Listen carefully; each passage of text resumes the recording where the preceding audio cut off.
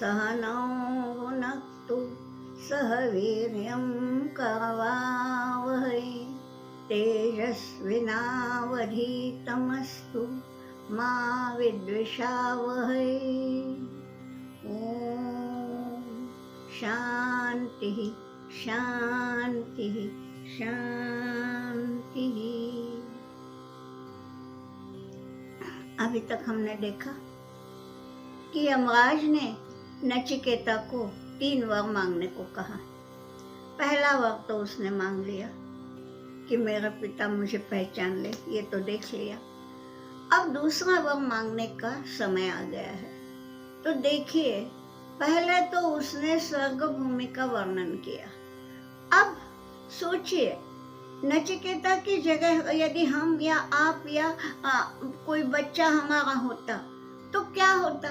स्वर्ग का इतना अच्छा वर्णन किया तो ऐसा लगता है कि अब उसने ये बोला होगा कि मुझे स्वर्गलोक की प्राप्ति हो। हम होते तो यही मांगते, लेकिन इस बच्चे की विशेषता क्या है देखिए। अब इसके लिए हम अगले मंत्र तक जाते हैं। यह है मंत्र 13वां।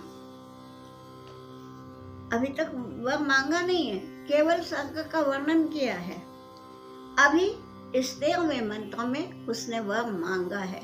क्या मांगा है देखिए। सत्वम अग्निम स्वर्गमध्येषु मृत्यो प्रब्रूहित्वं श्रद्दधानाय मह्यम्।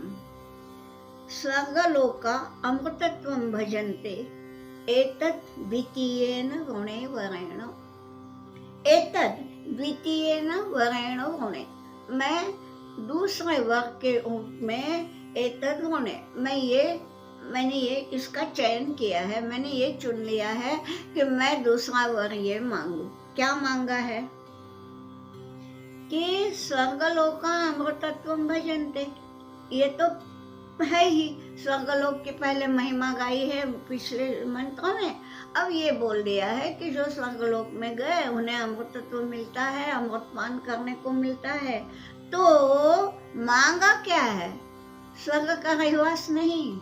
क्या मांगा है देखिए, पहली पंक्ति, मृत्यो त्वम अग्निम स्वर्गम अध्येषि। हे मृत्यो, यानी ये हे हम यमराज, त्वम अध्येषि, आप जानते हैं। आप क्या जानते हैं? स्वर्गम अग्निम, कि स्वर्गीय बोला है, यानी स्वर्ग की प्राप्ति कराने वाला, स्वर्ग के लिए उचित, वो स्वर्गीय हो गया। तो स्वर्ग अग्नि क्या होता है ये आप ही जानते हैं। देखिए, यम को धर्मराज भी कहते हैं और इसलिए धर्म का हर चीज वो जानता है, धर्म की हर चीज वो जानता है। तो क्या है, क्या करने से स्वर्ग प्राप्ति होती है? यज्ञ करने से। अब यज्ञ क्या है? यज्ञ यानी अग्नि का प्रज्वलन करना। अब यूं तो हम खाना बनाने के लिए प्रतिदिन अग्नि प्रज्वलित करते हैं, लेकिन वो यज्ञ नहीं होता। तो वो जो यज्ञ है, वो जो अग्नि है, वो खास अग्नि है जो स्वर्गीय अग्नि है। तो स्वर्गम अग्निम अध्येषि, आप जानते हैं कि वो स्वर्गलोक की प्राप्ति कराने वाला अग्नि यानी यज्ञ ये किस प्रकार से करना चाहिए। ठीक है कितना सा बच्चा यज्ञ की सारी विधियां पूछ रहा है। और प्रब्रूहित्वं, आप प्र बोला है, वो यानी बोलो, पर उसके पहले उपसर्ग आया है, यानी प्रवचन को, यानी समझाइए, मुझे समझाइए। श्रद्दधानाय मह्यम प्रब्रूहि, मुझे बताइए मैं कैसा हूँ। श्रद्दधान यानी परम श्रद्धा रखने वाला हूँ मैं, और इसलिए मुझे सारे की सारी विधियां बताइए। अब सोचो, यज्ञ की विधियां इतनी सरल नहीं होती, जटिल होती है। अगर वो जटिल नहीं होती तो हर कोई बस उठते बैठते यज्ञ ना करता, यानी ऐसा होता नहीं। यज्ञ करना बहुत कठिन है और उसका एक एक मंत्र, एक एक विधि, ये जो है बड़ी सूक्ष्मता से उसका पालन करना पड़ता है, वरना वो यज्ञ जो है वो विपरीत हो जाता है। आपको एक छोटी सी ये बताऊं कि एक त्वष्टा चाहता था ऐसा यज्ञ करें कि जिससे इंद्र को मारने वाला पुत्र मेरा पैदा हो, और इसलिए उसने यज्ञ किया। देखिए, यज्ञ हमेशा काम्य होते हैं, कुछ न कुछ कामना मन में रख के ही यज्ञ किया जाता है। तो क्या बोला है, उसकी कामना क्या थी कि इंद्र को मारने वाला लड़का मेरा हो, और इसलिए यज्ञ किया। और यज्ञ से बोलते समय केवल जहाँ उदात्त होना चाहिए वहाँ उदात्त उच्चार नहीं हुआ। उदात्त, अनुदात्त, स्वरित ये उच्चार होते हैं, वह मंत्रों के उच्चार में ये होता है, तो वो नहीं किया। इसलिए इंद्र शत्रु वर्धस्व ये जो बोला, उसका इंद्र शत्रु का अर्थ ये होता है कि इंद्र का शत्रु यानी इंद्र को मारने वाला शत्रु, इंद्र को जो समाप्त करेगा ऐसा पुत्र हो। लेकिन वो इंद्र शब्द पर उदात्त करने के बजाय शत्रु शब्द पर नहीं, उल्टा ऐसा कुछ किया। मुझे उतना उच्चारणों का ध्यान नहीं है, मैं गलत भी बोल सकती हूँ, छोड़िए। इतना समझिए कि गलत उच्चारण किया, और क्या हुआ, इंद्र शत्रु का अर्थ कि इंद्र जिसको मारेगा ऐसा लड़का मुझे दो। थोड़ी सी गलती से क्या होता है, और बाद में उसका लड़का हुआ वृत्रासुर, जिस वृत्रासुर को इंद्र ने मारा, जबकि उसके पिता ने यज्ञ किया था कि इंद्र को मारने वाला वो लड़का हो। ये मैंने इसलिए बताया कि देखिए, अभी ये नचिकेता एक बालक है, ये नहीं मांग रहा है।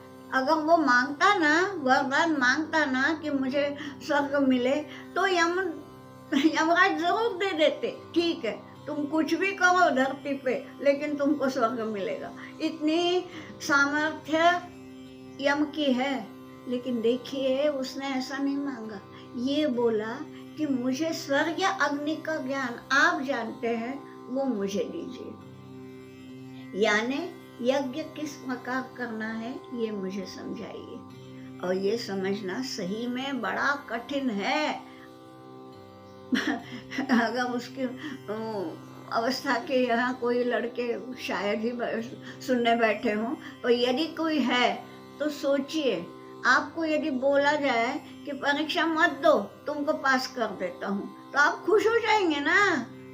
यहाँ ये नहीं बोलता है मुझे पास होना है, लेकिन स्वयं सब कुछ करके स्वर्ग मुझे चाहिए, परंतु स्वर्ग के लिए जो यज्ञ विधि होती है उस विधि का पूरा पूरा ज्ञान मुझे दो, ये बतलाया है। ये है नचिकेता की विशेषता। अब फिर से मंत्र तक जाए।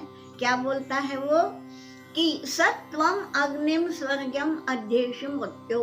हे मृत्यो, हे यमराज, त्वम अध्येषि, आप जानते हैं, स्वर्गम अग्निम, जिस अग्नि के कारण यानी यज्ञ के कारण स्वर्ग प्राप्ति होती है, उसका पूरा ज्ञान आपको है। तो श्रद्धाधानाय मह्यम त्वम प्रब्रूहि, मैं श्रद्धालु हूँ, तो मुझे उसका प्रवचन कीजिए, मुझे उसका ज्ञान दीजिए, समझा दीजिए। क्यों? स्वर्गलोका अमृतत्वं भजन्ते, वहाँ जो गए, स्वर्ग में जो रहते हैं वो तो अमृत हो जाते हैं। अब देखिए, यम का सामर्थ्य क्या है? मारना। हाँ, मैं स्वर्ग जाऊंगा माने तुम्हारे चंगुल से मुक्त हो जाऊंगा ना। यम का जो है जुरिस्डिक्शन वो मारने का है, और स्वर्ग में गए कि यम वहां पहुंचते ही नहीं। यम मारता है, स्वर्गलोक में गए हुए अमर हो जाते हैं। तो ये देखिए, उसकी ही सामर्थ्य को ललकारा है, लेकिन उसी के द्वारा कि ऐसा द्वितीयेण वरेण गुणे, मुझे द्वितीय वर्ग से यही चाहिए।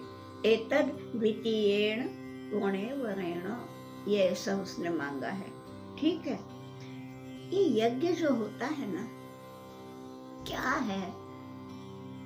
काम्य तो होता है, बिना कामना के कोई यज्ञ करता नहीं। हर यज्ञ की कुछ न कुछ कामना होती है, लेकिन यज्ञ में एक बात है, यूं ही नहीं गीता ने बतलाया। गीता के 4थे अध्याय में 12 प्रकार के यज्ञ बताए हैं। यज्ञ में सबसे बड़ी बात है समर्पण भाव, त्याग, ये सब है। ये सब वो चाहता है, क्यों? क्योंकि यज्ञ से एक तो आत्मोन्नति होती है, स्वयं की उन्नति, स्वयं का उन्नयन होता है। क्यों? क्योंकि यज्ञ में हम जो आहुति देते हैं वो देवताओं को, वो देवताओं के प्रति कृतज्ञता है, और कृतज्ञता के कारण हमारी आत्मा शुद्ध हो जाती है, आत्मा की उन्नति हो जाती है। ये हुई एक बात। दूसरी बात यह है कि यज्ञ का जो विधि है, एक आदमी यज्ञ कर नहीं सकता, उसके लिए बहुत कुछ है। यानी वेदी बनाने वाले, पूरी वो जो भूमि है उसको स्वच्छ रखने वाले, उसके लिए समिधा इत्यादि जो साधन है वो जुटाने वाले, स्वयं मंत्र बोलने वाले 4 ऋत्विज होते हैं। फिर जो यजमान है, जो स्वयं आहुति देता है, वो भी अकेला नहीं दे सकता, उसको पत्नी के साथ बैठना पड़ता है। यानी सबों का सहभाग है। यानी ये क्या है? इससे विश्व का कल्याण होता है। तो यज्ञ जो है, स्वर्ग यज्ञ, जिससे स्वर्ग की प्राप्ति होती है, वो यज्ञ वो है। देखिए, कामना के बिना यज्ञ नहीं, परंतु कामना अलग अलग होती है ना। कोई पुत्र कामेष्टि करता है कि मुझे पुत्र मिले, कोई कुछ कि इसने मांगा था कि मुझे इंद्र को मारने वाला पुत्र मिले। यानी अलग अलग कामनाएं होती है। ये कामना यदि ऐसी है कि मुझे स्वर्ग मिले, तो वो ऐसी है कि बिना समष्टि का कल्याण किए कोई स्वर्ग का अधिकारी नहीं होता। यानी यज्ञ संकल्पना में दोनों है, स्वयं की आत्मिक उन्नति और समाज का हित। अब ये लड़का बोल रहा है कि मुझे स्वर्ग या अग्नि का सारा ज्ञान दो। सुन के ही यम पहले तो स्तंभित हो गए कि अरे, कोई कुछ मांगता, कोई कुछ मांगता। कोई होता तो बोलता कि मैं पृथ्वी तल पर जाऊं तो मुझे ये मिले, संपत्ति मिले, ऐश्वर्य मिले, सत्ता मिले। ये कुछ नहीं मांगा, ये बोल रहा है मुझे ज्ञान दो। अत्यंत संतुष्ट हो गए वो। और वो बोलते हैं, अब ये अगला जो मंत्र है 14वां, ये यमराज का है। यमराज बोलते हैं, वाते वावे में मैं तुमको समझाता हूँ। तदु में निबोध, तुम में यानी मुझसे निबोध, अच्छी तरह से जान लो। निबोध करो यानी आकलन करो। मैं तुमको बताता हूँ पर ठीक से आकलन करो। यज्ञ की विधि समझाने के लिए भी बहुत साहस लगता है। वो यमराज के पास है, यमराज को पूरा ज्ञान है, परंतु ये भी लगता है कि ये तो बालक है, मैं समझाऊंगा, नहीं आया समझ में तो इसलिए बोल दिया है कि हाँ, पढ़ते भवी में मैं बोलूंगा, क्योंकि तुमने वर मांगा है, वरदान मुझे देना है, तो मुझे समझाना तो पड़ेगा। परंतु तदु में निबोध, तो ये ठीक से उसका बोध करो, ठीक से आकलन करो। मैं तुमको बोलूंगा मैं कैसा हूँ। दूसरे पंक्ति का अंतिम शब्द लो, प्रजानन। मैं प्रजानन हूँ। जानन यानी जानकार, प्रजानन यानी मैं इसका सूक्ष्म से सूक्ष्म सब जानता हूँ, पूरा सूक्ष्म दृष्टि से जानता हूँ। तो मैं अच्छी तरह जानने वाला मैं ब्रवे में, स्वर्गम अग्निम ब्रवे में। जैसा वो स्वर्ग अग्नि होता है, यज्ञ कैसे किया जाता है, मैं प्रजानन, मैं अच्छी तरह का जानकार हूँ, मैं तुम्हें बताऊंगा। और हे नचिकेता निबोध, नचिकेता जो है संबोधन है। हे नचिकेत, तुम अब वो समझ लो। हाँ, ये जो मैं तुम्हें बताने जा रहा हूँ, अभी तक शुरुआत नहीं की है, पहले बता रहा है कि भैया ये जो तुमने मांगा है ना, ये ज्ञान सादा नहीं है कि हाँ भाई मुझे एक गणित नहीं आता वो बता दो, या मुझे इतिहास का ये नहीं आता बता दो। ये ठीक है, ये थोड़ा थोड़ा, लेकिन यहाँ ये क्या है तो समझा रहा है। ये अगली 2 पंक्तियां जो हैं वो वही है कि अनंत लोकाप्ति मथो प्रतिष्ठाम विद्धित्वमेतम निहितम गुहायाम। गुहायाम निहितम, निहित यानी रखा हुआ। कहाँ? गुहा में। गुफा में रखा हुआ ज्ञान है ये। अब गुफा कैसी होती है आप जानते हैं? ये पर्वतों के बीच में होती है, वहां तक पहले तो जाना ही कठिन, और गए भी तो अंदर अंधकार होता है, वहाँ कोई खिड़कियां नहीं है, कोई दरवाजा नहीं है कि जहाँ से अंदर कुछ रोशनी आ जाए।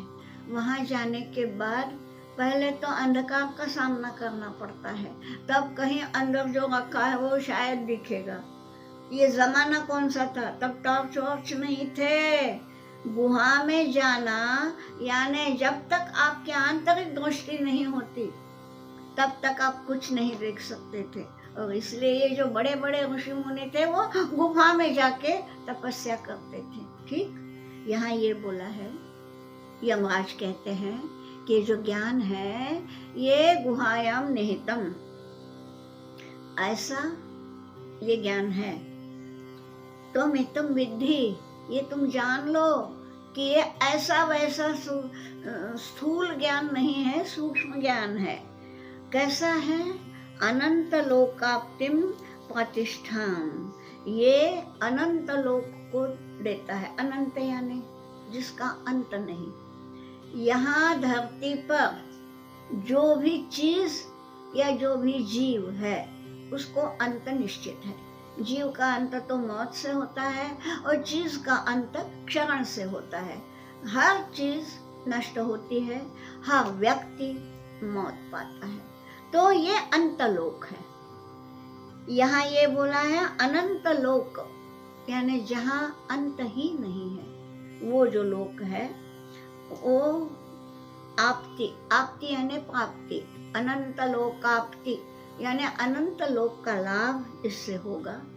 और प्रतिष्ठा, प्रतिष्ठा का अर्थ आज का मत लीजिए, आज हम प्रतिष्ठा स्टेटस के लिए बोलते हैं। प्रतिष्ठा यानी स्थिर होके वहां रहना। क्या है? हमको एक आध पद मिलता है, ठीक है, हम आज की भाषा में प्रतिष्ठित हो जाते हैं। कि मान लीजिए मैं आज टीचर हूँ और मैं मुख्याध्यापक बन गई, तो क्या हो गया? मैं खुश हो गई कि हाँ मैं सारी टीचर थी, आज मैं मुख्याध्यापक बन गई। तो मुख्याध्यापक क्या है? पद है। जब तक उस पद पे है तब तक प्रतिष्ठा है। बाद में रिटायर होने के बाद न जाने वो चपरासी भी उसी स्कूल का सामने दिखेगा तो नमस्कार करेगा या नहीं, क्या पता। पद के सामने झुकते हैं सब। प्रतिष्ठा जो है वो यहाँ की पद की है, ये प्रतिष्ठा नहीं। यहाँ ये बोला है कि प्रतिष्ठा तिष्ठ यानी स्था धातु है, और उसमें पक्का रहना यानी जहाँ से हिलता नहीं। अंत तो है ही नहीं, अनंत लोक है, और अनंत लोक में स्थिर रहना, अनंत लोक से डिगना ही नहीं। ये जो ज्ञान है कठिन है ना, और ये सब ज्ञान है, ये त्वम निबोध, ये तुम जान लो।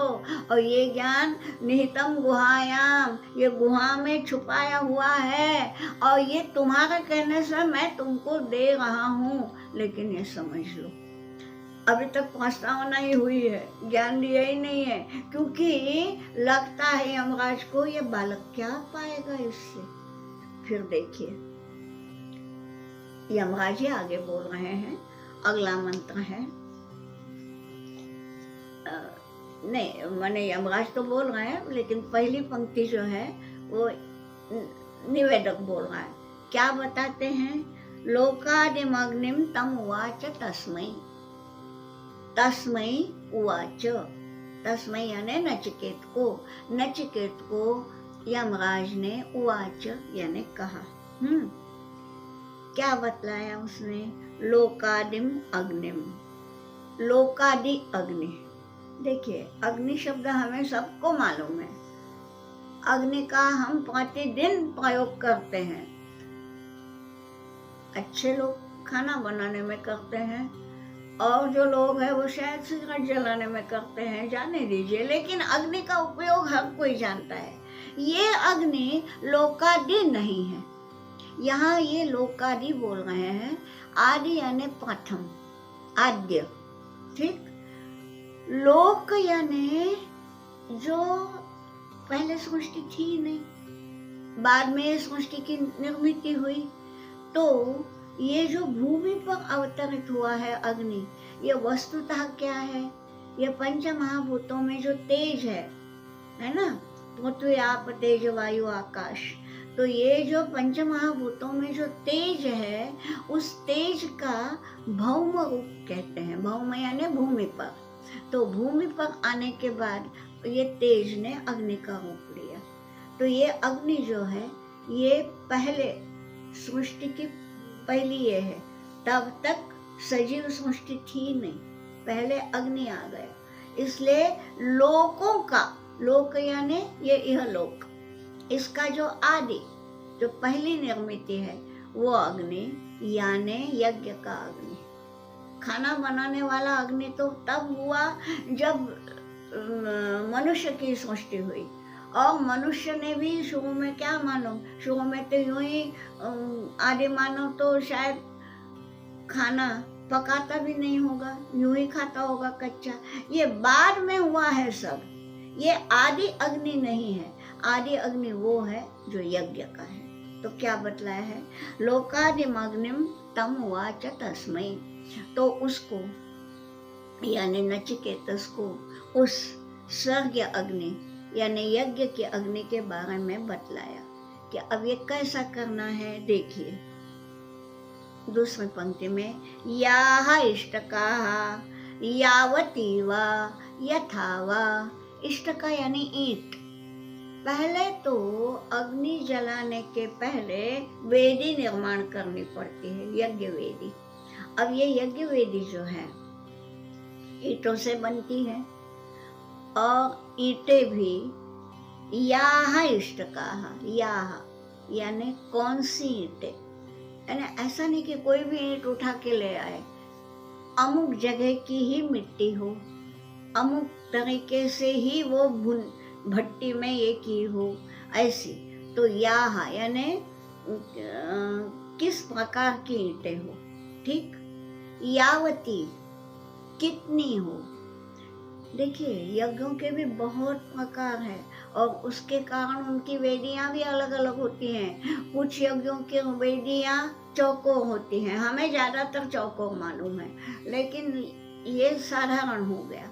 कुछ यज्ञों की गोल होती हैं, कुछ यज्ञों की तिकोनी होती है, कुछ यज्ञों की षटकोनी होती है, कुछ की पंचकोनी होती है, और इसके अलग अलग विधान जो है वो वेदांगों में है, हमें वहां तक जाना नहीं है। तो यहाँ क्या बोला है? यावती, कितनी, यानी कौन सी वेदी के लिए कितनी ईंटें लेना, चौकोनी ने तो कितनी, तिकोनी है तो कितनी, इत्यादि इत्यादि, ठीक है। तो कहाँ से किस प्रकार की ईंटें हो। याह इष्टकाः, यावती यानी जितनी ईंटें लगती हैं, और यथा, यथा यानी उनका आकार कैसा हो। आप बोलेंगे ईंटों का आकार क्या है, वैसे ही होता है आयताकार, ठीक है, लेकिन कुछ छोटी होती हैं, कुछ बड़ी होती हैं, उसमें भी प्रमाण होता है। तो ईंटें कौन सी मिट्टी की हो, कौन सा आकार हो, संख्या में कितनी हो, यावती, ये सब उसने समझाया। अब सोचिए, ये एक बार सुन के सब ख्याल में आएगा क्या? नहीं आएगा। देखिए लेकिन इसने ये सब समझाया, और बाद में तीसरी पंक्ति सुनिए, जितना जितना उसने समझाया एक यज्ञ की बात नहीं की है, हर यज्ञ का बताया है, और हर यज्ञ की ईंटों का आकार का ये सब उसमें फर्क है। ये सब समझाने के बाद नचिकेतस क्या करता है, सचापि तत्प्रत्यवदत् यथोक्तम। यथोक्तम, यथा यानी जिस प्रकार इसने बताया था यमराज ने, उसी प्रकार सह प्रत्यवदत्, उसने सारा का सारा दोहरा के बता दिया। आपने ऐसा बोला ना, इस यज्ञ के लिए इस प्रकार की, इतने आकार की, इतनी ईंटें लगती हैं, उस यज्ञ में ऐसी रहती है। सब उसने जो का त्यों एक बार सुना, मस्तक में रख दिया और बाद में जो का त्यों सुना दिया। सचापि तत्प्रत्यवदत् यथोक्तम। और इससे क्या हुआ, मृत्यु पुनः तुष्ट। ये यमराज अत्यंत तुष्ट हो गए, पुनः तुष्ट। पहले तो तुष्ट यानी संतुष्ट। तो पहले संतुष्ट क्यों हुए कि इस बालक ने मांगा क्या, तो कुछ ये नहीं मांगा, ज्ञान मांगा, इसलिए पहले संतुष्ट हो गए। अब ये दूसरी बात, दूसरा समय है संतुष्ट होने का कि अरे इतना गहन ज्ञान मैंने दिया और एक बार सुन के इसने जो का त्यों फिर से सुना दिया। क्या ग्रहण शक्ति है इस बालक की। और मुझे लगता है कि अब अगला जो मंत्र है ना, वो थोड़ा समय लेगा, तो उतना तो अपने पास नहीं है। तो इसलिए आज हम यही देखते हैं, अभी तक ये हुआ नहीं है, 3 वर मांगे हैं, आज हम केवल दूसरे वर्ग तक आए हैं। कि पहले वर्ग का तो मालूम है आपको, दूसरे वर्ग से उसने मांगा कि मुझे यज्ञ का ज्ञान दीजिए, और वो सारा का सारा ज्ञान उसने केवल एक बार सुन के ज्यों का त्यों दोहरा के सुना दिया। यहाँ मुझे लगता है कि हम लोगों के लिए एक संदेश है, हमारी स्मरण शक्ति।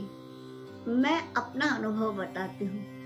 पहले जब ये मोबाइल इत्यादि नहीं था, केवल घर में लैंडलाइन हुआ करती थी, उस जमाने में मैं अपना ही बताती हूँ कि मुझे कम से कम 200 लोगों के फोन नंबर्स मुखपाठ थे, क्योंकि फोन ये मैंने सब लिख के रखे हैं, ये मेरा अभ्यास ही है कि किसी का भी नया सुना तो नंबर नोट डाउन करना, फिर भी वो दिमाग में थे।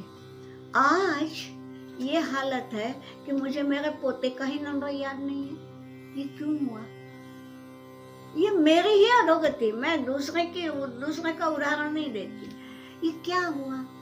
तब मुझे लैंडलाइन याद थे, आज नहीं है।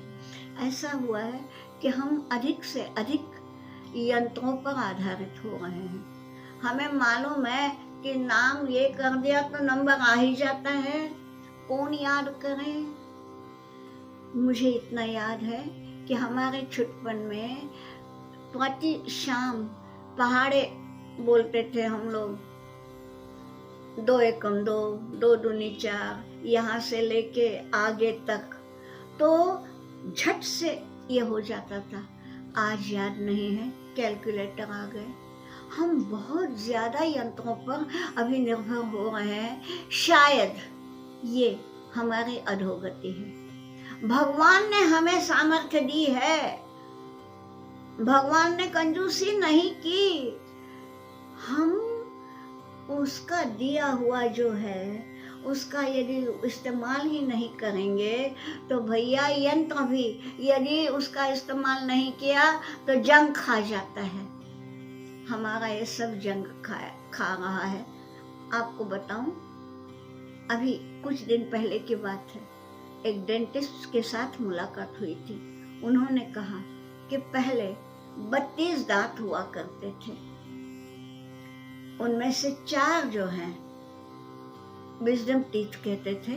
मुझे हिंदी शब्द याद नहीं आ रहा है, मराठी में अक्कल लाड़ कहते हैं। तो ये जो है 4 अक्कल लाड़, अब इनका उपयोग ही नहीं हो रहा है। और उस डेंटिस्ट ने मुझे बताया कि नई पीढ़ी में आते ही नहीं, यानी उनके दांतों की संख्या अब 32 नहीं है, अब 28 ही है। ये क्या है?